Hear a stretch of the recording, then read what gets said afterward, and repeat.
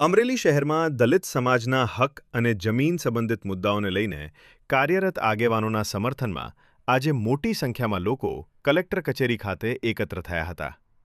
નરેશ વાળા, વિકી ચાવડા તથા અન્ય સાથીદારો સામે નોંધાયેલી ફરિયાદ રદ કરવાની માંગ સાથે આવેદનપત્ર સુપ્રત કરવામાં આવ્યું હતું.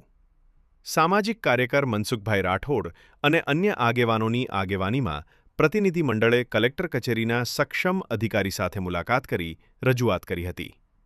આવેદનમાં જણાવાયું હતું કે સમાજના હકો અને જમીન સંબંધિત પ્રશ્નોને લઈને કરવામાં આવતી પ્રવૃત્તિઓને ધ્યાનમાં રાખીને સમગ્ર મામલે તટસ્થ અને નિષ્પક્ષ તપાસ કરવામાં આવે.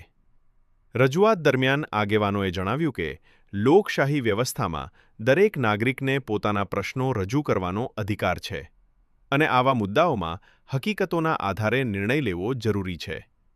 કલેક્ટર કચેરી ખાતે ઉપસ્થિત રહેલા લોકો દ્વારા પણ યોગ્ય તપાસ અને ન્યાયપૂર્ણ કાર્યવાહી માટે માંગ કરવામાં આવી હતી. કાર્યક્રમ દરમિયાન શાંતિપૂર્ણ માહોલ જોવા મળ્યો હતો અને ઉપસ્થિત લોકોએ ન્યાયિક પ્રક્રિયા તથા વહીવટી તંત્ર પર વિશ્વાસ વ્યક્ત કર્યો હતો.